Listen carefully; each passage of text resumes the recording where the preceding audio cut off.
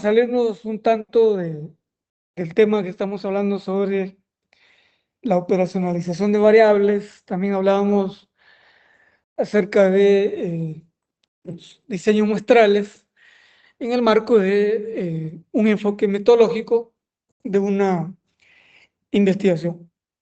Y nos vamos a detener con relación a cuál es la arquitectura de un artículo de investigación o de una investigación, en el sentido de cómo publicar artículos científicos, y estos, donde los publicamos, pues en las distintas revistas científicas que podemos tener acceso, como a nivel de la universidad o universidades del resto del país, o hay revistas especializadas para temáticas muy puntuales, como de los negocios, que la economía, que la medicina, de la historia, entre otras especializaciones, que es importante prestar atención más o menos en qué tema o qué tipo de artículos son los que están publicando las revistas, y más o menos en esa línea uno puede ir detectando qué información encontrar, qué podría publicar, y entre otros, ¿no? Por lo menos para efectos de este curso, tal vez publicar artículos como tal, no, pero más adelante posiblemente ustedes, cuando estén llevando una investigación 2, una tesis o proyecto de grabación, producto de esa investigación, lo pueden llevar a publicar en una revista, ya sea que esté indexada o no, o que esté, por ejemplo, en el repositorio de Scopus, que Scopus es toda una plataforma donde se encuentran N cantidad de revistas, en distintos idiomas, distintas temáticas, y es importante darle esa visibilidad al trabajo de investigación, ¿no? Entonces, desde el lado de cómo construir una investigación, pues es importante considerar algunos aspectos éticos de la investigación científica. Es decir, de nada nos sirve tener un trabajo muy bonito en la cual está compuesto por ecuaciones, que modelos, estimaciones a nivel prospectivo, o investigaciones en las cuales pueden ser básicas, o investigaciones a nivel cualitativo o cuantitativo. Eso va a depender un tanto del diseño o el alcance que tengamos, pero es importante plantear algunos elementos o aspectos éticos al momento de realizar una investigación, y esto aplica en todos los entornos, ¿no? Si no actuamos con base a la ética, pues nos puede salir mal en cualquier momento, ¿no? Y en el caso de la investigación, pues Ya, otra cosa, es, porque es sujeto, por ejemplo, y de como propiedad así, bueno, no sé intelectual. si es que ella también anda buscando Si pueden otra apagar el persona micrófono, aparte de mí, les porque agradecería, por siempre favor. sale ella, o solo es por quererme apartar. Listo. Siempre que entren, tengan cuidado con el micrófono para evitar algunas interrupciones, ¿no? Listo. Decía, bueno, la investigación parte de algunos aspectos éticos que hay que considerarlos, y esto tiene que ver con los créditos que le damos a otras investigaciones que nosotros hacemos uso, como cuando, por ejemplo, estamos citando, estamos referenciando una investigación que alguien más la ha desarrollado, o cuando tomamos una idea, una frase, un párrafo, un segmento de otra investigación, pues estamos haciendo uso de la propiedad intelectual de alguien más. Entonces, de eso se trata los aspectos éticos, en donde hay que tener mucho cuidado a la hora de publicar en las revistas o hacer una investigación, o de hecho, si no es publicable, también hay que evitar ese tipo de escenarios, en donde partimos de algunos ejemplos de mala conducta en publicación. Uno puede ser del lado de una redundancia o publicación duplicada, es decir, que nuestra publicación o el artículo coincide de manera sustancial con otro artículo publicado previamente y de hecho no lo estamos poniendo como referencia o hemos hecho algunas prácticas para evadir un tanto eh, los créditos, pero tiene un parecido bastante cercano y no es más que una copia de trabajos previos. Y a esto nos lleva al siguiente concepto. Hablamos del plagio. Y el plagio es un tanto más delicado, en el cual eh, el investigador se apropia de las ideas, del lenguaje, de segmentos, de capítulos completos o algunos elementos en particular, apropiándolos como si fueran de él y de hecho, pues, unas veces se presentan como trabajos originales y que alguien más ya los ha publicado. Y hoy en día, por ejemplo, es fácil rastrear cuando es un documento plagiado, cuando no tiene ningún esfuerzo desde el punto de vista de un parafraseo y que solamente estamos tomando información de alguien más, ya sea porque hay repositorios, hay programas específicos que me detectan la similitud o el plagio de algunas ideas o algunas formas de reacción. De hecho, hay algunos programas que le detectan cuánto es el porcentaje de inteligencia artificial, cuánto es un porcentaje de redacción humana o cuánto, por ejemplo, es el porcentaje de redacción humanizado a través de una inteligencia artificial. Es decir, hay múltiples formas como ir detectando estas anomalías desde el punto de vista de una redacción. Otro elemento muy delicado es la falsificación de los datos, en donde algunas veces, ante datos faltantes, muchos investigadores lo que hacen es rellenarlos con alguna técnica estadística o inventarse dicho dato faltante y es algo que puede cometer algún error, algún conflicto, alguna distorsión de los datos, aunque sí hay técnicas como tratar los datos faltantes, eso es un tanto válido, pero es discutible, pero en algunos casos sí lo que se hace es falsificar información y eso es bastante delicado. O en otros casos es omitir información que puede ser un tanto sensible en el comportamiento de las variables y cuando decidimos no incluir esos datos, pues puede hacer que el modelo salga mucho más preciso, que salga más significativo, pero que cuando incorporamos toda la data real, pues las estimaciones no son congruentes, no son precisas, ¿no? Y eso es también otro elemento que hay que tomar en consideración, porque podríamos estar frente a documentos, trabajos de investigación que sean un tanto engañosos. Otro es los conflictos de interés. Esto sucede cuando hay N cantidad de autores o hay compromisos a nivel institucional y en donde no se está reflejando de manera eh, real quiénes son los participantes o si hay algún sesgo en cuanto a las acciones de cada uno de los participantes en la investigación. Esto es muy común, por ejemplo, a nivel de trabajos académicos, a nivel de pregrado, dentro de un grupo y otro se tira la pelota, ¿no? Que menganito, fulanito trabajó, no trabajó.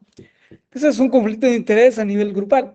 Pero esto lo podemos llevar un tanto más allá a nivel organizacional, institucional, en donde suceden este tipo de conflictos y no digamos a nivel de publicaciones de artículos.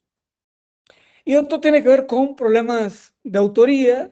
Hay autores fantasma, hay autores invitados. Normalmente el autor fantasma es aquel que se omite en la parte de descripción de los autores y a pesar de que haya tenido algún involucramiento, alguna incidencia en el desarrollo del trabajo de investigación.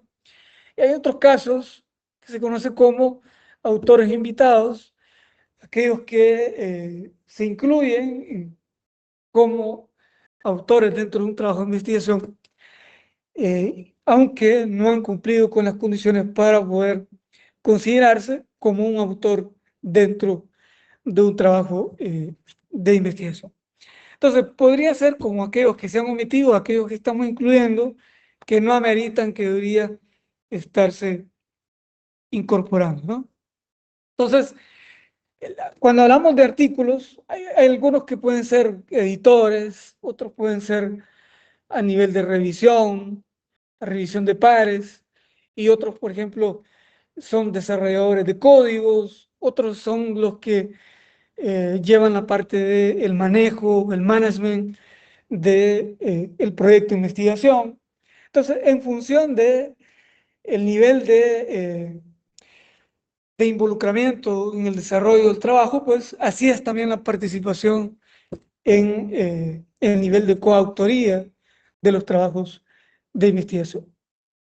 Entonces, todos estos aspectos que hemos hablado de una publicación duplicada, de plagio, falsificación de datos, conflicto de interés, autores fantasmas, autores invitados, esto al final termina afectando la autoría, declaración de interés, revisión de pares, la privacidad y entre otros elementos propios de una publicación, ¿no?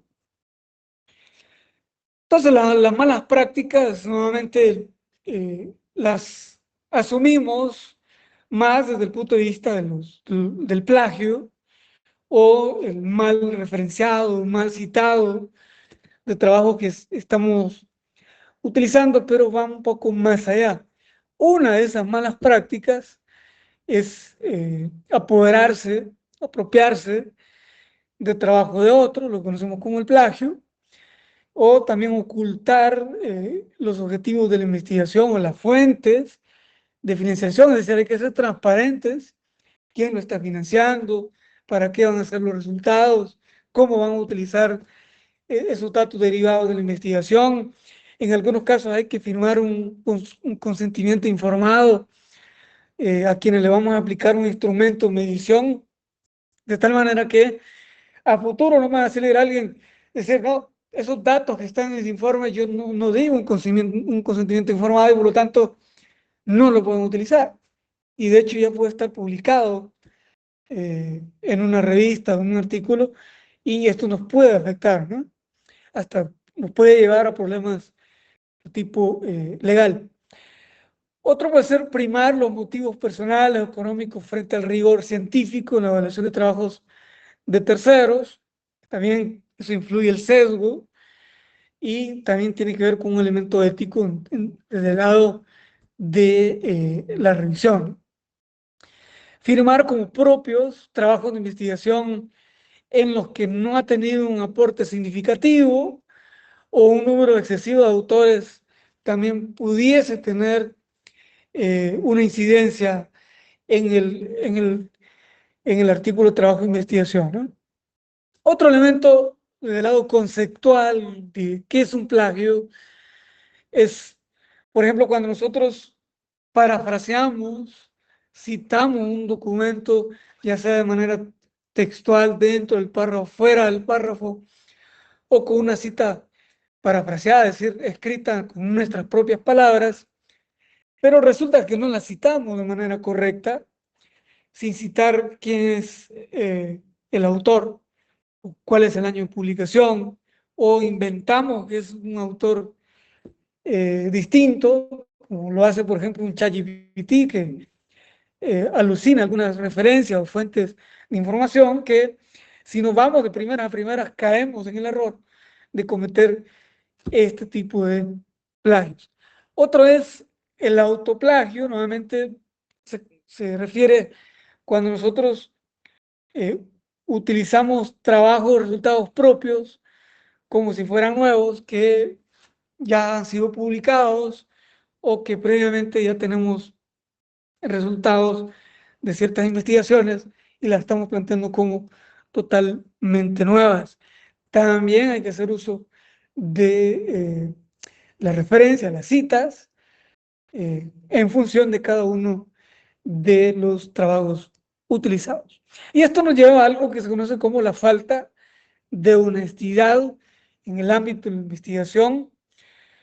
Decir que también hay que mencionar los colaboradores participantes en los documentos, en los artículos, si esta contribución es significativa o no, y si podría considerarse como un coautor o un simplemente colaborador, y de esa manera entonces tener mucho cuidado a la hora de hacer citas, ya sea de fuentes primarias, de fuentes secundarias, fuentes terciarias.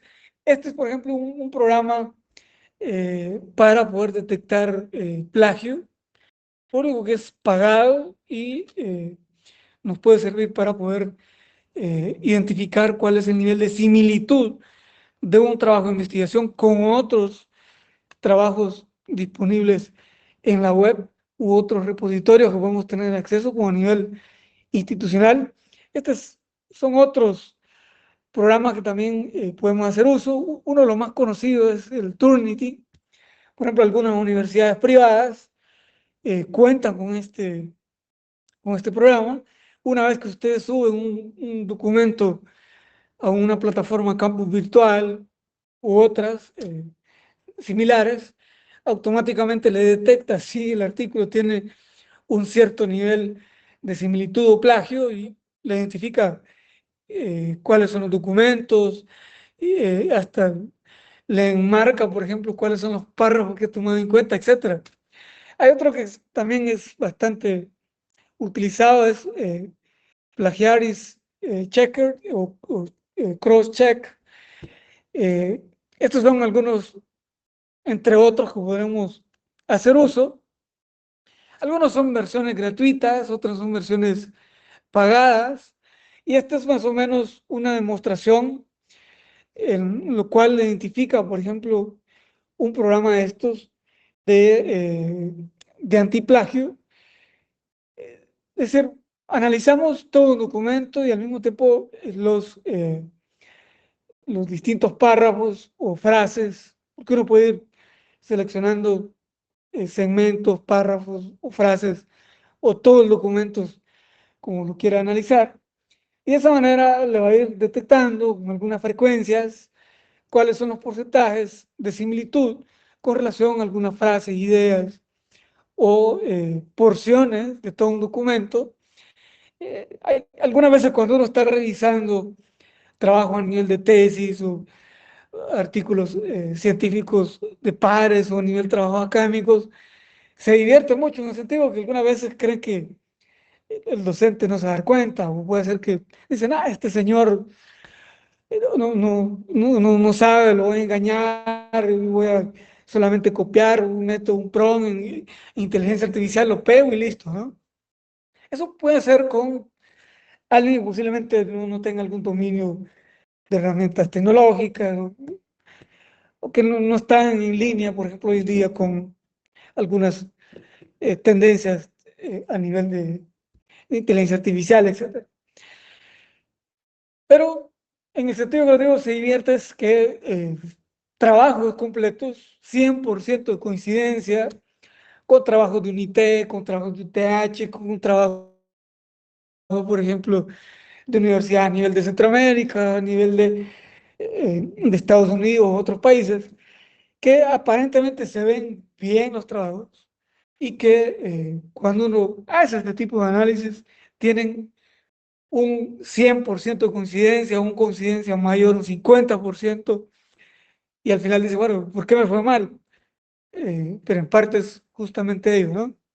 Solamente tanto para que ustedes tengan ese cuidado de tener buenas prácticas a la hora de realizar sus trabajos de investigación o trabajos académicos en general, y no digamos desde el punto de vista de una clase de métodos y técnicas. Lo esperado es que al menos tengan un poco de honestidad en ese sentido, ¿no? No es que lo esté cuestionando, pero lo que se busca es al menos ir haciendo uso de las buenas prácticas. Y eso es un proceso constructivo, es decir, en la medida vayamos haciendo mayor ejercicio de investigaciones, pues vamos a ir afinando en las técnicas, los métodos, cómo ir escribiendo. De lo contrario, pues nunca vamos a dejar de cometer ese tipo de errores. Como dice en la práctica, hace al maestro y en el ámbito de la investigación así es, ¿no? En la medida que nos atrevemos a investigar, algunas veces nos puede salir un tanto mal, pero luego vamos afinando algunas técnicas de cómo escribir, cómo analizar, cómo interpretar, y de tal manera que nos volvemos un tanto más analíticos, más holísticos, y nos permite construir investigaciones un tanto más completas. Entonces, ¿cómo escribir un artículo científico? Para eso pasamos de un diseño de investigación, hacemos una revisión del estado del arte, una revisión de la literatura, hacemos la investigación en sí, y a partir de la investigación obtenemos un artículo científico, y luego, ¿qué es lo que hacemos? Publicamos los artículos en las distintas revistas, una revista que podemos hacer uso en función de la temática que estemos investigando. ¿Cuál es, por lo general, una estructura de un artículo científico? Esto es del lado de una etapa pre-escritura, es decir, bueno, antes de tener un artículo como tal, es decir, primero hay que responder algunas preguntas en donde tiene que ver un tanto el argumento en cuanto a la planificación, o más o menos qué tema de investigación queremos realizar, cuál va a ser la audiencia, es decir, es la presentación que el escritor tiene respecto de los lectores potenciales del texto, y esto nos da una idea en cuanto a la audiencia que vamos a escribir, es decir, en función de ello también vamos a ver cuál es el nivel de lenguaje que vamos a utilizar, cuáles son las técnicas y también cuál es el objetivo, ¿no? Es decir, en lo que específicamente quiere lograr el investigador con la composición del artículo científico. Para ello veamos algunas preguntas más relevantes que buscamos responder antes de redactar un artículo de investigación, o de hecho cuando pretendemos publicar cualquier documento de investigación o documento técnico. Puedo resumir el tema de lo que pretendo redactar en una sola frase. Es un poco las características que hablamos de un tema de investigación, que tiene que ser corto, preciso, que contenga las variables, que sea delimitado en el tiempo, contexto, periodo. Concluye mis ideas o confluyen mis ideas principales hacia el tema sugerido en esa frase, o está alejado de lo que pretendo investigar, es un tema original, o encierra el tema un problema por desarrollar o resolver, o es un tema que ya se ha estudiado eh, de manera frecuente, o existe mucha información respecto a ello y que ya no voy a aportar un valor agregado. Y desde el lado de las audiencias, ¿cuál es el público objetivo? ¿Hasta qué punto maneja mi lector potencial el tema que queremos investigar? Hay conceptos que debo explicar en detalle y algunos que puedo dar por sentados. Eso es muy importante, porque si nosotros estamos escribiendo hacia una audiencia que es bastante técnica, especializada, no voy a perder el tiempo en definir algunos conceptos que ya se sobreentienden.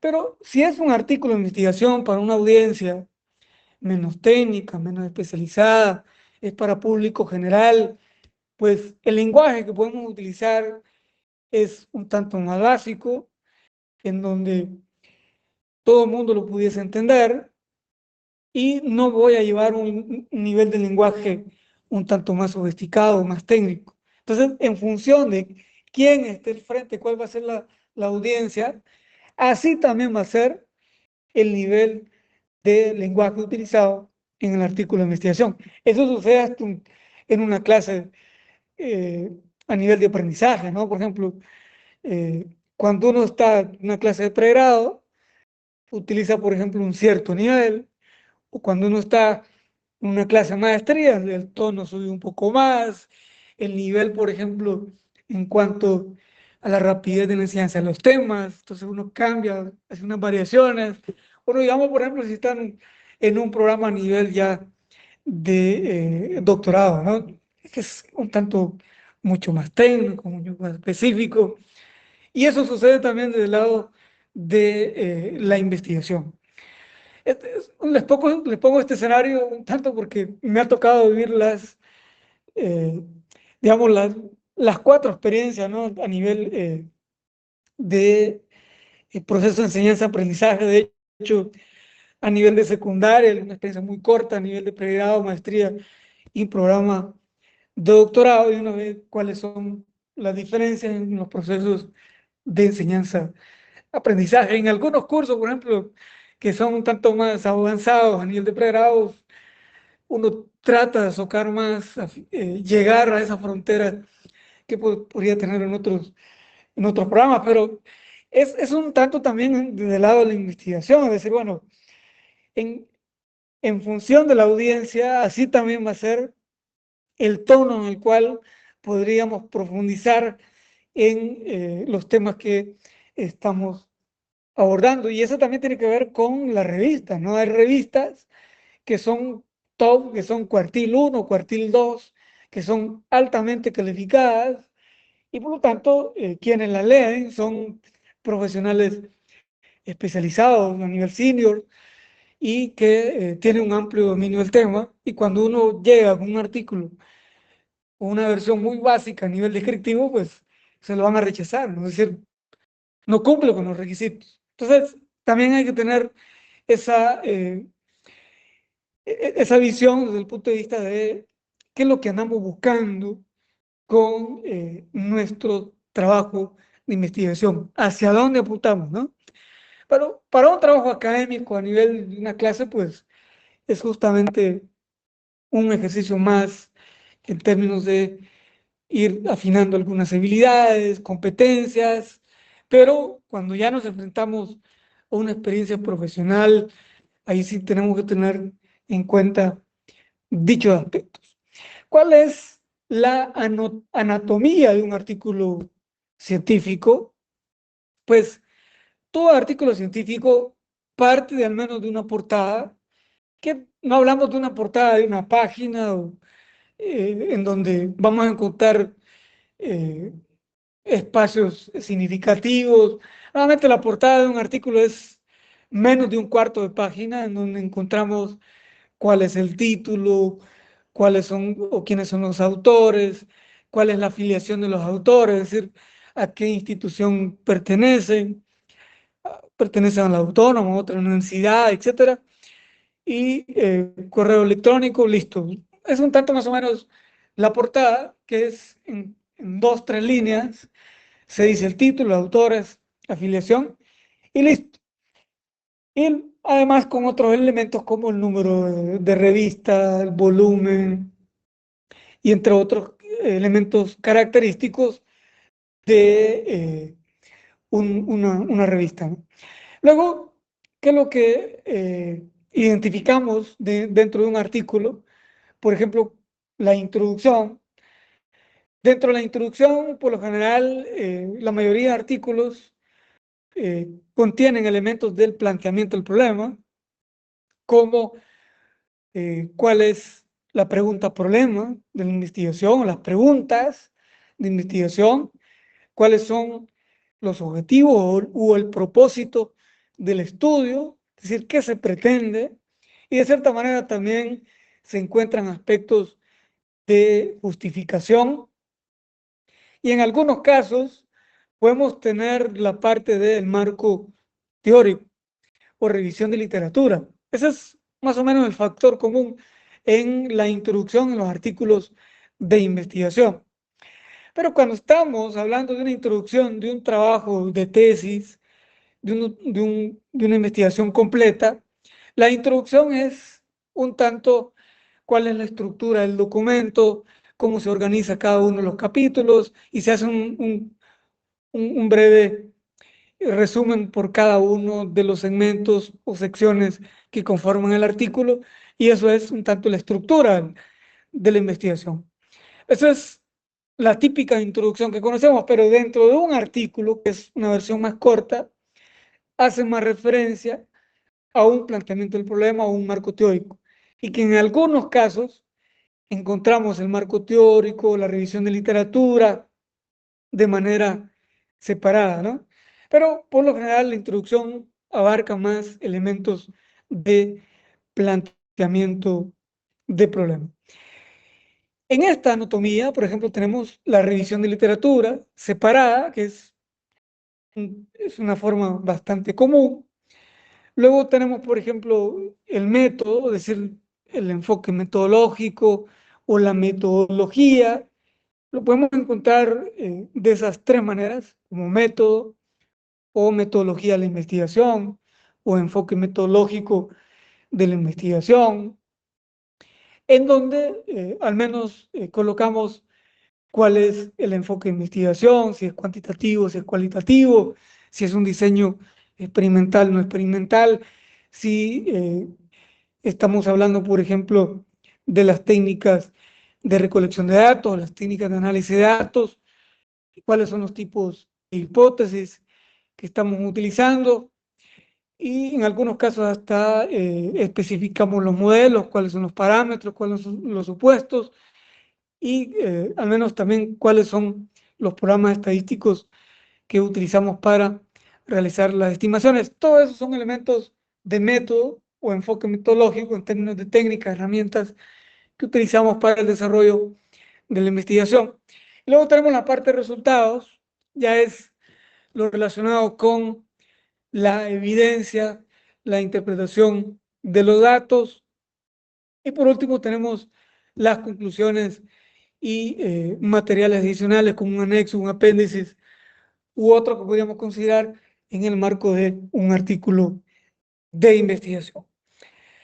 Más o menos desde el lado de la estructura del artículo científico, esta contiene desde el lado de un artículo, perdón, de un título, un tema, que justamente como tenemos al lado derecho, lo que mencionaba, la típica portada, que solamente tenemos un título, quiénes son los autores, y luego la afiliación. Y luego tenemos la parte de resumen, o lo que también conocemos como abstract. De hecho, normalmente las revistas que en español tienen el resumen en español y tienen un abstract, que es la versión en inglés.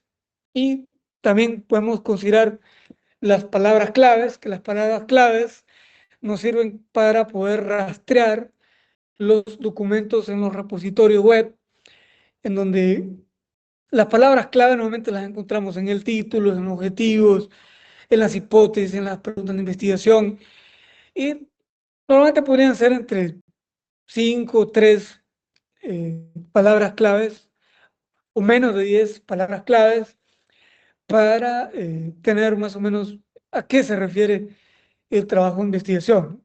Y vuelvo, repito, estas las encontramos en los títulos, en los objetivos, en las hipótesis, que normalmente hacen alusión a las variables de investigación. Y luego tenemos ya el resto de elementos que hemos mencionado, como una introducción, una metodología, resultados, conclusiones, referencias bibliográficas. En algunas revistas se considera también la parte de agradecimiento a nivel institucional u otro que podríamos considerar, ¿no? Desde el lado del título no voy a entrar mucho en detalle porque esto ya lo hemos visto. Ese tiene que ser corto, descriptivo. En algunos casos dicen no más de 15 palabras o puede estar entre 15 a 40 palabras. No usar, por ejemplo, abreviaturas ni acrónimos en un título o, por ejemplo, evitar algunas frases eh, un tanto vacías. Y luego elementos tales como una portada, qué elementos vamos a considerar, pues esto es ya un tanto más de forma, que contienen, por ejemplo, un resumen. A la hora que estamos leyendo un artículo de investigación o lo estemos construyendo, es importante al menos considerar cuál es el tamaño que debería tener un resumen, que más o menos anda en unas 250 palabras, entre unas 7 a 10 frases, y qué elementos debería contener, como por ejemplo, qué se ha investigado, cuál es el propósito, el qué métodos se han utilizado, qué valor aporta, y pues un tanto abordar los puntos principales en términos de hallazgos y introducir, por ejemplo, ya principales palabras claves, conclusiones esenciales.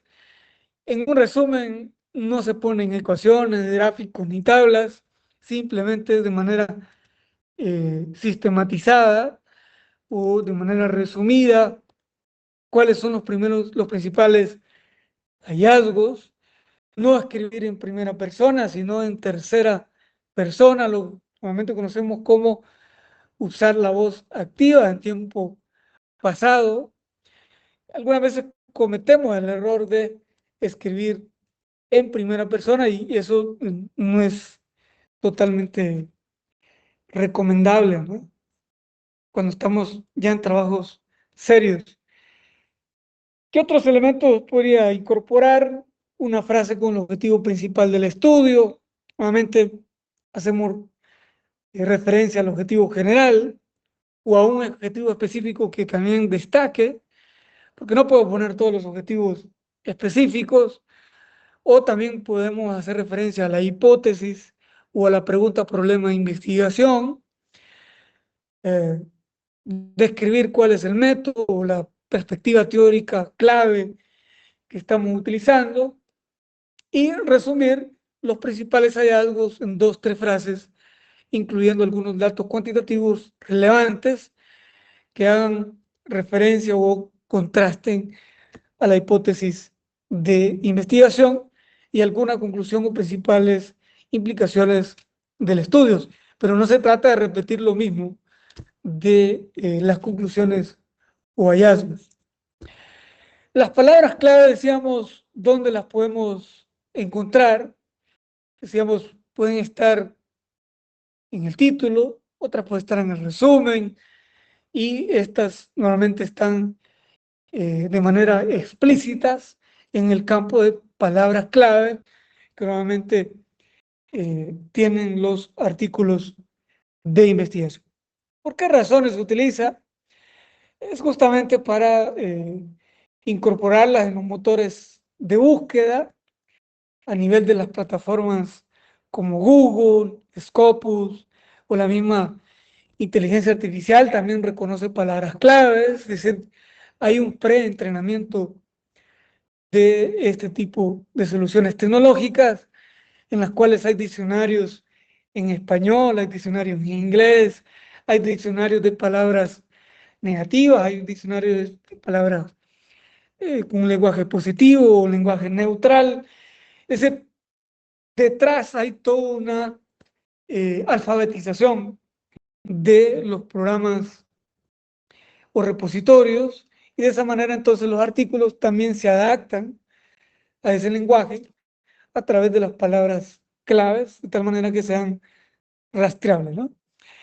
Listo, por aquí me voy quedando. Este es un tanto ya cómo podemos formalizar un documento desde el punto de vista académico, científico. Esto aplica aquí en la China, es decir, la investigación es universal. Hay un método científico en la cual pasa por un problema, un marco teórico, una metodología, resultados. Y eso también aplica para las distintas disciplinas, desde un ámbito histórico, un ámbito de la medicina, un ámbito de la ingeniería o del punto de vista de la ciencia política o de la misma economía. Todo se utiliza un mismo esquema de método científico.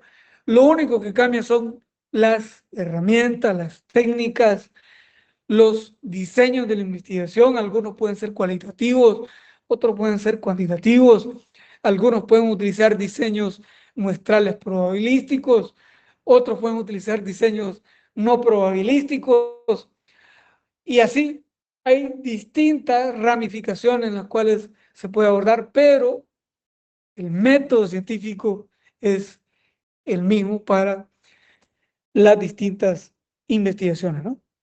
En donde normalmente lo conocemos como un IMRD, o en algunos casos IMRAD, cuando incorporamos la parte de el abstract y lo correspondiente a la discusión, donde hablamos de un resumen, una introducción, materiales y métodos, resultados, discusión, que esto también lo operacionalizamos desde el punto de vista de un trabajo más completo, que también tiene los mismos componentes, lo único que de manera más amplia, respondiendo cada una de estas preguntas.